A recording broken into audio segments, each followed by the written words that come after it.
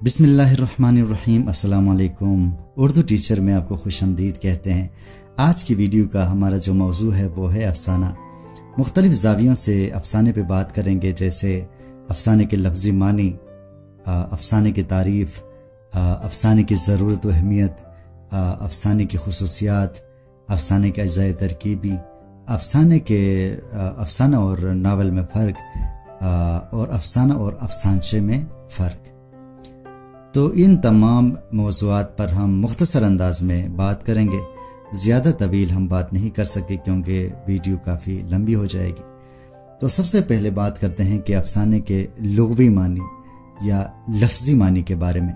देखें, अफसाना जो है इसके लफ्ज़ी मानी झूठी बात या झूठी कहानी के हैं, और कभी कभी हम अपनी बातों में भी इस बात को इस्तेमाल कर लेते हैं कि ये हकीकत है या अफसाना है।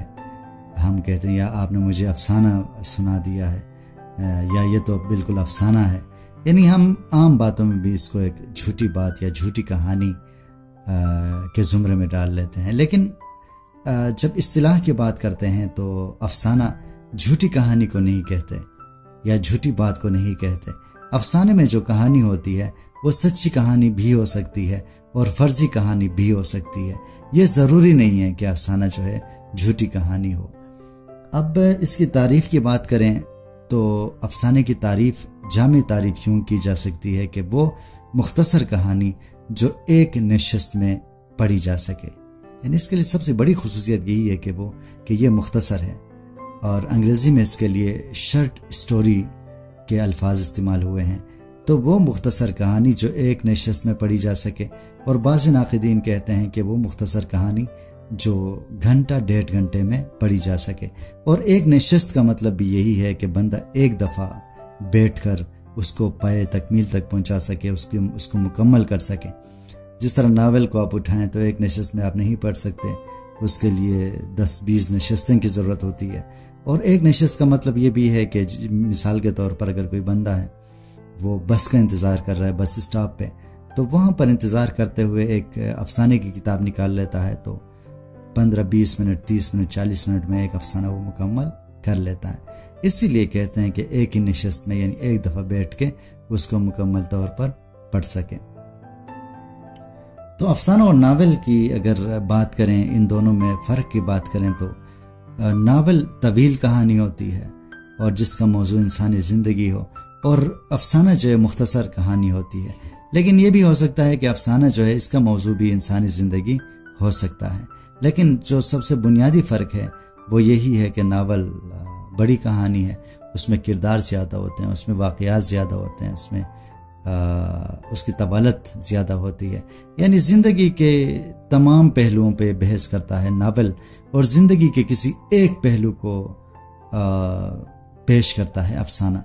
जिस तरह एक मिसाल भी हमारे सामने दी जाती है नाक़िदीन की तरफ से कि जिस तरह बंदा एक बड़े हाल में दाखिल होता है और उसके हाथ में एक टॉर्च है, तो उस टॉर्च को जब वो तमाम चीज़ों पर घुमा के तमाम चीज़ों को देखता है तो वो नावल है। नावल में तमाम चीज़ों को, जो गिरदुपेश तमाम चीज़ें हैं, उनको दिखाया जाता है, उनको देखा जाता है।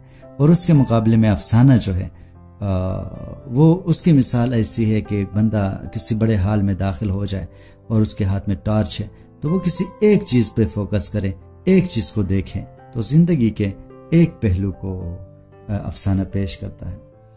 आगे बढ़ते हैं, ज़रूरत व अहमियत के अफसाने की ज़रूरत क्यों पेश आई।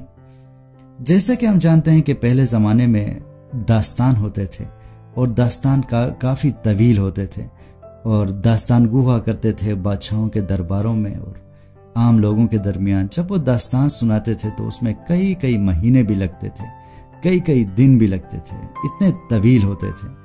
वक्त के साथ साथ जब इंसान की मसरूफियत बढ़ती गई, उसके पास ज़्यादा टाइम नहीं होता था, तो जो दास्तान गो है या उदबा हैं, उन्होंने फिर नावल की तरफ पेशकदमी की, नावल लिखने शुरू कर दिए जो कि दास्तान के मुकाबले में मुख्तसर होता था। और फिर सनती दौर में जब इंसान बिल्कुल मशीन बन गया, उसकी ख्वाहिशात के साथ साथ उसके काम भी, उसकी मसरूफियत भी तेज़ी के साथ बढ़ती रही, तो उसने ज़रूरत महसूस की कि ایسی مختصر کہانیاں میرے پاس ہوں کہ جن کو پڑھ کر جو کہانی سننے کی یا کہانی پڑھنے کی جو تشنگی ہے وہ بھی ختم ہو اور وقت بھی ضائع نہ ہو۔ اس ضرورت کو پیش نظر رکھتے ہوئے ادبا نے افسانے لکھنے شروع کر دیے اور افسانے کی صنف سامنے آ گئی۔ اور یاد رکھیں کہ موجودہ دور میں افسانے سے بھی مختصر کہانی جو ہے وہ افسانچہ ہے، لیکن انشاءاللہ اس پہ میں بات کروں گا مثالوں کے ساتھ دوسری ویڈیو میں۔ اب آگے بڑھتے ہیں کہ افسانے کی خصوصیات کیا ہیں۔ افسانے کی خصوصیات کی بات کریں تو سب سے پہلے اختصار ہے، یعنی یہ مختصر ہوتا ہے۔ جیسے ضرورت و اہمیت میں بھی میں نے آپ کو بتا دیا کہ انسان کے پاس اتنا وقت ہوتا نہیں ہے کہ وہ طویل کہانیاں پڑھتا رہے، تو افسانہ جو ہے مختصر ہوتا ہے، اس کو ایک ہی نشست میں پڑھ لیتا ہے۔ اس طرح دل میں جو تشنگی ہوتی ہے کہانی پڑھنے کی وہ بھی ختم ہو جاتی ہے اور وقت بھی زیادہ ضائع نہیں ہوتا۔ اور دوسری خصوصیت وحدت تاثر ہے، یعنی اس کو پڑھنے کے بعد دل میں یا ذہن میں ایک اثر پڑتا ہے۔ مثال کے طور پر اگر ناول کو ہم پڑھ لیں، اس میں ہیرو بھی ہے، ہیروئن بھی ہے، اس سے جڑے ہوئے کئی واقعات ہیں، کئی کہانیاں ہوتی ہیں۔ داستان میں بھی یہ حال ہوتا ہے کہ بہت سی کہانیوں کو جگہ دی ہوتی ہے، بہت سے واقعات کو انہوں نے داستان میں، ناول میں جگہ دی ہوتی ہے، تو اس لیے اس میں اس کی خصوصیات وحدت تاثر نہیں ہوتا۔ چونکہ افسانہ جو ہے زندگی کے کسی ایک زاویے کو پیش کرتا ہے، اس لیے اس میں وحدت تاثر ہوتا ہے، ذہن پر وحدت تاثر پڑتا ہے۔ اور ایک اور چیز یہ ہے کہ اس میں محدود کردار ہوتے ہیں، جیسے کہ ناول کے بارے میں آپ کو بتا دیا کہ اس میں بہت زیادہ کردار ہوتے ہیں، بے شمار کردار ہوتے ہیں، اور اس کے مقابلے میں جو افسانہ ہے اس کے کردار تھوڑے ہوتے ہیں۔ ایسا بھی ہوتا ہے کہ کبھی کبھی صرف ایک کردار پہ افسانہ لکھا جاتا ہے۔ اور تشنگی ایک اس کی خصوصیت میں تشنگی بھی شامل ہے۔ اس کی ایک مثال کے ذریعے میں آپ کو سمجھا دوں گا کہ جب ہم کوئی ڈرامہ دیکھتے ہیں یا فلم دیکھتے ہیں، اس میں جو ظالم ہوتا ہے یا زیادتی کرتا ہے تو دھیرے دھیرے آخر میں وہ اپنے انجام کو پہنچ جاتا ہے۔ یعنی فلم میں جو ویلن ہوتا ہے وہ ہیرو پر ظلم کرتا ہے، اس کے خاندان پہ ظلم کرتا ہے، تو دھیرے دھیرے ہمارے دل میں یہ تشنگی شروع ہو جاتی ہے کہ اس کو سزا مل جائے۔ ہم دلی طور پر یہ خواہش رکھتے ہیں کہ اس ویلن نے بہت ظلم کیا ہے تو اس کو سزا ملنی چاہیے، تو آخر میں اس کو سزا مل جاتی ہے، تو ہماری دل میں جو تشنگی ہوتی ہے وہ ختم ہو جاتی ہے۔ اور اس کے مقابلے میں افسانے کی ہم بات کریں تو بہترین افسانہ اسے قرار دیا جاتا ہے جس میں آخر میں تشنگی ختم نہ ہو، تشنگی برقرار رہے۔ جیسا میں آپ کو مثال دے دوں، منظور ایک افسانہ ہے، یعنی ایک چھوٹا سا بچہ ہے منظور، تو آخر میں وہ منظور جو ہے معذور بھی ہوتا ہے، مفلوج بھی ہوتا ہے، اور ہمارے دلی خواہش ہوتی ہے کہ وہ ہسپتال میں اس کا علاج ہو جائے، وہ ٹھیک ہو کر گھر چلا جائے، لیکن آخر میں وہ مر جاتا ہے اور وہ تشنگی برقرار رہتی ہے۔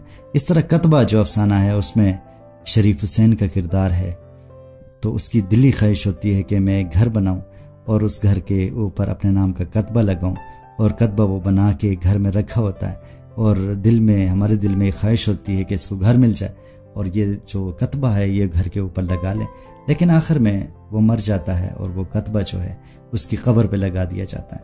اس طرح تشنگی برقرار رہتی ہے۔ زبان و بیان کی بات کریں تو افسانے کے لیے ضروری ہے کہ اس کا زبان و بیان بہت ہی زیادہ سادہ ہو اور بہت زیادہ لفاظی نہ ہو، مشکل الفاظ نہ ہو، تاکہ جو قارئین ہیں وہ آسانی سے اس کو سمجھ جائیں۔ ایمائیت اس میں یہ بھی ہوتا ہے کہ براہ راست طور پہ بات نہیں بتائی جاتی، واضح بات نہیں بتائی جاتی، بلکہ اشاروں اور کنایوں کے ذریعے بات کی جاتی ہے۔ جیسا کہ میں ماسٹر الیاس ایک افسانہ ہے، بلکہ اس کا نام ہے محسن محلہ، اس میں جو ماسٹر الیاس کا کردار ہے اس میں بھی اشاروں میں بات کی گئی ہے کہ جب وہ زندہ تھا تو کوئی اس کی بات نہیں مانتا، اس کو قرض نہیں دیتے، اور جب وہ مر جاتا ہے تو محسن محلہ جو ہے اس پر بہت بڑا احسان کر دیتے ہیں کہ اس کے لیے کفن دفن کا بندوبست کر دیتے ہیں۔ تو ایمائیت یعنی اشاروں کنایوں میں جو افسانہ نگار ہوتا ہے وہ بات سمجھانے کی کوشش کرتا ہے۔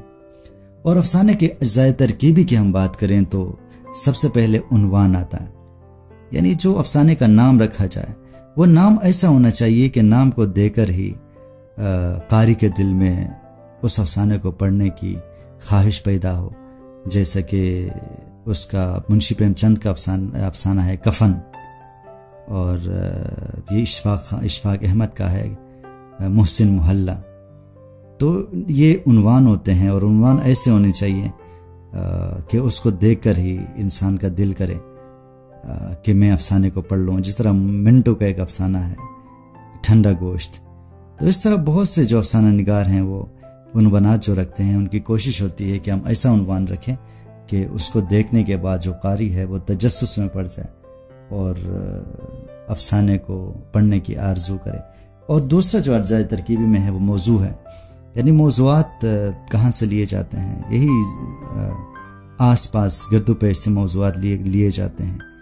اور مثال کے طور پر اگر ہم محسن محلہ کی بات کریں تو اس کا موضوع جو ہے وہ لوگوں کی بے حسی ہے، اور اسی طرح کتبہ اس کے موضوع کی ہم بات کریں تو اس میں جو انسان کی خواہشات ہیں جو پوری نہیں ہوتی، اس حوالے سے اس کا موضوع ہے۔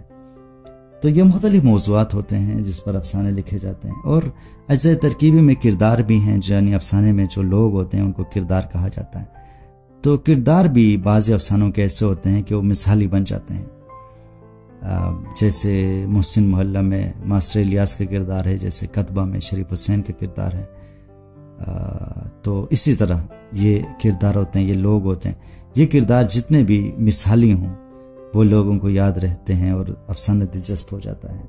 پلاٹ کی ہم بات کریں تو پلاٹ واقعات کے تسلسل کو کہتے ہیں، کہ کسی افسانے میں اگر 2-3 کردار ہوں اور ان کے واقعات کا تذکرہ ہو تو ان واقعات کو کس طریقے سے ترتیب دیا جائے۔ تو افسانے کا جو پلاٹ ہے وہ منظم ہونا چاہیے، اس میں بے ترتیبی نہیں ہونی چاہیے۔ آگے بڑھتے ہیں، اور اگلا جو اس کا اجزائے ترکیبی ہے وہ ہے مکالمہ، یعنی کرداروں کے درمیان جو بات چیت ہوتی ہے، یہ بھی افسانے میں اہم رول ادا کرتا ہے۔ بعض مکالمے ایسے بھی ہوتے ہیں جو ضرب المثل بن جاتے ہیں، یعنی زبان زد عام بن جاتے ہیں، یعنی مکالمے جتنے مؤثر ہوں گے اتنا ہی افسانہ دلچسپ اور خوبصورت ہوگا۔ منظر کشی کی ہم بات کریں تو منظر کشی کہتے ہیں کہ کسی بھی منظر کو پیش کرنا، کسی بھی منظر کو بیان کرنا۔ تو افسانے بھی مختلف مناظر پیش کیے جاتے ہیں، اس منظر کو کس طریقے سے پیش کیا جاتا ہے، کس مہارت سے پیش کیا جاتا ہے، یہ ایک افسانہ نگار کا کمال ہوتا ہے کہ وہ جو منظر پیش کرنا چاہتا ہے اس کو دلچسپ بنا کے ہمارے سامنے پیش کریں۔